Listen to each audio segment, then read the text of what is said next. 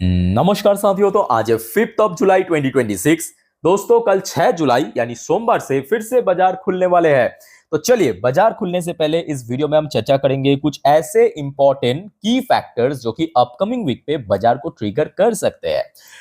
Market से related भी कुछ अपडेट्स है और साथ में जियोपॉलिटिक्स से रिलेटेड भी कुछ अपडेट है। एक एक करके शुरुआत करते हैं। चलिए, सबसे पहले द इकोनॉमिक टाइम की वेबसाइट में देख लेते हैं कि कौन सा ऐसे 6 की फैक्टर को मेंशन किया जो कि अपकमिंग वीक पे बाजार को ट्रिगर कर सकता है। आइए, अच्छा, सबसे पहला जो की फैक्टर मेंशन किया, क्वार्टर वन की अर्निंग। दोस्तों वैसे आप भूल तो नहीं गए ना, जून महीना खत्म हो चुका है, तो मतलब क्वार्टर वन खत्म हो गया। अब एक एक करके कंपनी अपना क्वार्टर वन प्रेजेंट करना शुरू कर देगा। और जैसे कि भारत की कंपनी की आदर्श है, रीति है, परंपरा है, सबसे पहले आउट होता है टीसीएस की रिजल्ट। हर बार की तरह इस बार भी टीसीएस की रिजल्ट सबसे पहले आउट होगा। कब आउट होगा? आउट होगा 9 जुलाई 2026 को। 9 जुलाई से रिजल्ट आउट होना शुरू हो जाएगा। उसके बाद बैक टू बैक कंपनी अपना अर्निंग प्रेजेंट करेगा। अच्छा, वैसे आज तो 5 जुलाई है, मतलब कल 6, 7, 8, 9 मतलब बृहस्पतिवार दोस्तों याद रखना टीसीएस की रिजल्ट है।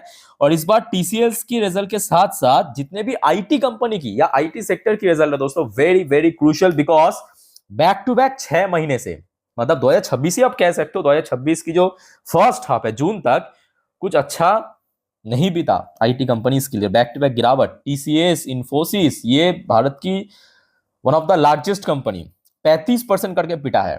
एचसीएल टेक्नोलॉजी, विप्रो, सब वही 35-30% कम ज्यादा रेट में गिरा है। स्मॉल कैप का तो मैं यहाँ पे ला ही नहीं रहा हूं। आपके केपीआईटी वगैरह तो आई थिंक कि 50-60% भी पिट चुका है। ओके, सो जिस वजह से ये रिजल्ट दोस्तों बहुत इंपॉर्टेंट है इस बार। अगर रिजल्ट ठीक ठाक निकल गया तो आईटी सेक्टर फिर से रिवाइव हो सकता है। खैर, सेकेंड फैक्टर मेंशन किया, will Iran US peace effort hold. अच्छा, कुछ जियोपॉलिटिकल यहाँ पे मुद्दा है, उसको हम स्कीप करते हैं क्योंकि हम जो एकदम लेटेस्ट अपडेट है वही शेयर करेंगे आपके साथ नेक्स्ट पार्ट में। ठीक है, चलो इसको स्किप करके फर्दर थर्ड पार्ट पे आते हैं। देखिए, तीसरा पॉइंट मेंशन किया, will oil price fall further. हाँ, ये एक बहुत बड़ी फैक्ट है क्योंकि देखिए ऑयल प्राइस जो है पिछले लगभग 2 से 3 हफ्तों से गिर रहा है। और ये आप कह सकते हो कि मतलब लास्ट वीक में तो ऑयल प्राइस प्री वॉर वाली टाइम पे पहुंच चुका है। मतलब वॉर शुरू होने से पहले जहां पे चलता था 70, 71, $72 पर बैरल, उस रेंज का आसपास अभी ऑयल ट्रेड कर रहा है। तो ये कहीं ना कहीं बहुत बड़ा कह सकते हो कि स्ट्रेंथ है मार्केट के लिए कि ऑयल स्टेबल है। ऑयल स्टेबल है मतलब मार्केट के लिए और खास करके बहुत सारी इंडस्ट्री के लिए ये एक बहुत बड़ी, मैं कहूंगा, फैक्टर्स है कि रिकवर होने की। ठीक है, अच्छा, अब देखना होगा कि कल सुबह किस लेवल पे चल रहा है। अच्छा, नेक्स्ट जो चौथा फैक्टर मेंशन किया, विल आईटी स्टॉक्स रैली मोर। अच्छा, बैक टू बैक गिरावट तो हुआ, बट ये भी फैक्ट है कि पिछले 2 दिन से, मतलब वही बृहस्पतिवार और शुक्रवार के दिन आईटी सेक्टर में थोड़ा सा रिकवर भी हुआ। बट मेरे हिसाब से देखिए, जब तक ना कंपनी की रिजल्ट ठीक ठाक हो तब तक भाई बहुत मुश्किल है। मतलब वो जो स्ट्रॉन्ग रिकवरी की जो मैं बात कर रहा हूँ, 2-4 दिन रिकवरी नहीं। अच्छा, पांचवा फैक्टर मेंशन किया, Indian currency and Indian rupee. Indian rupee की वैल्यूएशन, ये आपने भी नोटिस किया होगा। देखिए, ऑयल प्राइस गिरा है, gold price, silver price increase हो रहा है, बट स्टिल लास्ट वीक में इंडियन करेंसी की वैल्यूएशन डॉलर के अगेंस्ट में 95 क्रॉस कर चुका है। बहुत ज्यादा गिरा नहीं, बट स्टिल थोड़ा सा तो ड्रॉप हुआ ही है। अच्छा, एफआईएस की बिहेवियर अब काफी बढ़िया रहा। मतलब एफआईएस की द्वारा अभी थोड़ा सा खरीदारी देखने को मिल रहा है और बेच भी रहा है तो बहुत ही कम अमाउंट की। मतलब लास्ट वीक में आप देखिए, टोटल वीक मिला के 312 करोड़ के आसपास बेचा है एफआईएस ने। ठीक है, और जैसे जैसे देखिए जियोपॉलिटिकल टेंशन कम होगा या ऑयल प्राइस में गिरावट होगा या बाकी जितने भी की फैक्टर्स आप कह सकते हो कि स्टेबलाइज्ड होगा, वैसे वैसे एफआईएस की वापसी भी हो जाएगा। उसको लेकर उतना ज्यादा टेंशन नहीं है। बट हाँ, ये भी फैक्ट है कि एफआईएस की बगैर मार्केट में कोई स्टेबल या स्ट्रॉन्ग रिकवरी होने की चांस बहुत बहुत कम है। ठीक है, चलो यहाँ पे इकोनॉमिक टाइम की वेबसाइट में तो ये 6 ही की फैक्टर को मेंशन किया। आइए उसके बाद आप देखिए, जो आपको मैं एफआईएस के बारे में कह रहा था, एफआईएस लास्ट डे, क्योंकि एफआईएस की खरीदारी होने से क्या होगा, मार्केट में स्टेबिलिटी एंड स्ट्रॉन्ग रिकवरी की पॉसिबिलिटी है। एफआईएस अब धीरे धीरे करके एंट्री ले रहा है। जैसे कि शुक्रवार के दिन भी हमने देखा था, एफआईएस लगभग 1355 करोड़ के आसपास खरीद चुका है। भले ही डीआईएस, अब देखिए डीआईएस की बेचने से कोई फर्क नहीं पड़ता, सिंपल, डीआईएस की बेचने से कोई फर्क नहीं पड़ता, बट एफआईएस की बेचने से फर्क पड़ता है, एफआईएस की खरीदने पे भी पड़ता है। ठीक है, तो एफआईएस की खरीदारी चल रहा है। आशा रखता हूँ अगर कंटिन्यू हुआ तो रिकवर हो जाएगा मार्केट, डोंट वरी। अच्छा, बाकी देखिए, नेक्स्ट वीक में हो सकता है कि इंडिया या यूएस की सीपीआई डेटा आउट नहीं हुआ, नहीं होगा। पर चाइना की दोस्तों सीपीआई इन्फ्लेशन डेटा आउट हुआ, ये बहुत इंपॉर्टेंट है भारत के लिए, क्योंकि देखिए भले ही चाइना के साथ हम लोगों का बॉर्डर डिस्प्यूट रहे, है ना, ये तो आपको पता होगा, बट भारत और चाइना के बीच व्यापार भी बहुत ज़्यादा होता है, ठीक है। तो जिस वजह से चाइना की सीपीआई इन्फ्लेशन, चाइना की जीडीपी, ये बहुत हद तक कह सकते हो भारत की बहुत सारी इंडस्ट्री में इम्पैक्ट पड़ता है। सो अगले हफ्ते चाइना की सीपीआई इन्फ्लेशन डेटा आउट होगा 9 तारीख के दिन। 9 तारीख मतलब वही बृहस्पतिवार के दिन। कब आउट होगा? एकदम सुबह 7 बजे पे आउट होगा। इस बार देखिए फोरकास्ट आया था चाइना की जो सेंट्रल बैंक है उनकी तरफ से 1.1% की सीपीआई इन्फ्लेशन हो सकता है, जबकि प्रीवियस मंथ पे थोड़ा सा इंक्रीज हो गया था, 1.2% में पहुंच गया था, ठीक है। सो एक्चुअल डेटा आने के बाद ही आपको पता चल जाएगा। और मोस्टली चांस है मेटल सेक्टर इसके ऊपर रिएक्ट करने का, मेटल सेक्टर में इसका बहुत इम्पैक्ट पड़ेगा, ठीक है। चलो आगे बढ़ते हैं। अच्छा वैसे लास्ट टाइम जब यूएस मार्केट ओपन हुआ था तब हमने देखा बहुत अच्छा यूएस मार्केट में रिकवरी हुआ, चाहे डॉ जोन्स की बात करें, नैस्डैक थोड़ा बहुत वीकनेस। तब देखिए नैस्डैक वीकनेस के पीछे भी कारण है, back to back AI hype की वजह से या एआई स्टॉक्स चलने की वजह से नैस्डैक चल गया था, बट डॉ जोन्स अभी रिकवर कर रहा है। और बाकी बात करें ऑयल, ऑयल बारे में आपको मैं रिसेंटली बताया कि ऑयल अभी काफ़ी स्टेबल भी है। सो देखना होगा कल सुबह कौन सी लेवल में ओपन होता है, बट डोंट वरी, इस बारे में मैं आपको कल सुबह एक बार अपडेट दे दूंगा मेरे इंस्टाग्राम स्टोरी में, ठीक है। हो सके तो फॉलो करके रखना, लिंक नीचे मिल जाएगा मुझे।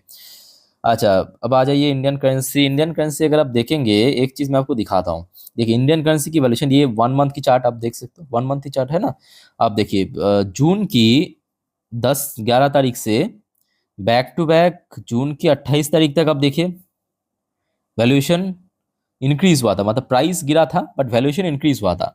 बट आप देखेंगे पिछले हफ्ते फिर से थोड़ा सा ऊपर पहुंच चुका है, मतलब प्राइस बढ़ गया बट वैल्यूएशन गिर गया। ओके लेट्स सी आगे क्या होता है, बट ओवरऑल मैं कहूँगा उतना भी अभी खराब स्थिति नहीं है, मार्केट रिकवरी होने का तो बहुत बड़ा चांस है। आइए अच्छा दोस्तों अब कुछ जियोपॉलिटिकल अपडेट आपके साथ मैं शेयर करूंगा जो भी कल रात से लेकर अभी तक हुआ है, पर उसके पहले एक छोटा सा रिक्वेस्ट आप सभी को करूंगा। दोस्तों अगर आपको वीडियो अभी तक अच्छा लगा, इन्फॉर्मेटिव लगा, प्लीज वीडियो को लाइक करना और प्लीज दोस्तों इस चैनल को सब्सक्राइब करके जरूर रखिएगा इस प्रकार की शेयर मार्केट, जियोपॉलिटिकल अपडेट सब कुछ टाइम टू टाइम पाने के लिए। और दोस्तों देखिए कल क्योंकि मार्केट ओपन होने वाला है सोमवार के दिन, ठीक है, सो आज रात की जो 10:30 की वीडियो आएगा इस चैनल पे उसको प्लीज देखना मत भूलना, जिस पर अब नेक्स्ट डे मार्केट प्रेडिक्शन, कल सोमवार बाजार किस दिशा में मूव कर सकता है, निफ्टी बैंक निफ्टी की रेजिस्टेंस सपोर्ट या शेयर मार्केट से रिलेटेड सारे डिटेल में जानकारी दे दूंगा। वेरी वेरी इंपॉर्टेंट, ठीक है। सो मिस मत करना रात की 10:30 की वीडियो। और अभी दोस्तों सब्सक्राइब कर लीजिए आप अगर अभी तक नहीं किया तो, बाद में क्या है कि लोग भूल जाते हैं वीडियो खत्म हो जाने के बाद, ठीक है। आज आप आ जाइए सबसे पहले ट्रम्पा की तरफ से एकदम ताजा खबर। अब दोस्तों आपको पता होगा कि मतलब लास्ट डे जो अली खेमेनी, ईरान की पूर्वी सुप्रीम लीडर की जो डेथ फ्यूनरल था, सो उस टॉपिक के बेस पे ट्रम्प ने क्या कहा पता है? ट्रम्प ने कहा US could eliminate Iran leadership with one shot, से टॉक रिमेन प्रायोरिटी। अब ये देखिए यहाँ पे आप मतलब ट्रम्प एक तरफ सही भी है, क्यों सही है पता है? क्योंकि उस मतलब फ्यूनरल पे ना ईरान की दुनिया भर की मतलब ईरान की जितने भी लीडर्स है, जितने भी चीफ है, सब मौजूद था। तो ट्रम्प बेसिकली ये कहा कि हमें सिर्फ एक शॉट में, मतलब एक शॉट लेना है, सारे के सारे लीडरशिप अब खत्म कर देंगे, ठीक है। तो इस बारे में दोस्तों आप लोगों का क्या विचार है या राय है कमेंट करके बताइए। बट उसके बाद मजेदार बात, ईरान ने भी उसका जवाब दिया, और ईरान की मैं कहूँगा जवाब काफी मैं कहूँगा यहाँ पे मतलब एक साइकोलॉजी बेस्ड है। ईरान ने कहा कि आइडल्स कांट बी किल्ड। तो ट्रम्प ने तो कहा था ना कि आपका जो लीडरशिप है उसको हम एक शॉट में एलिमिनेट कर सकते हैं, क्योंकि फ्यूनरल पे मतलब बहुत लोग तो उनमें सारे लीडरशिप भी था।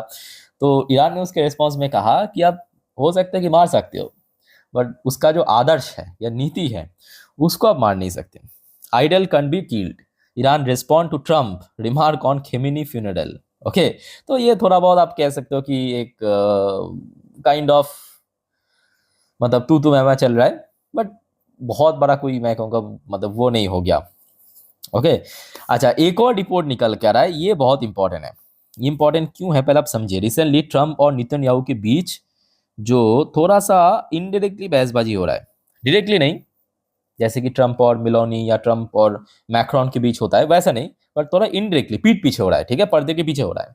और रिलेशन भी इसराइल और यूएस के बीच उतना बढ़िया नहीं चल रहा है।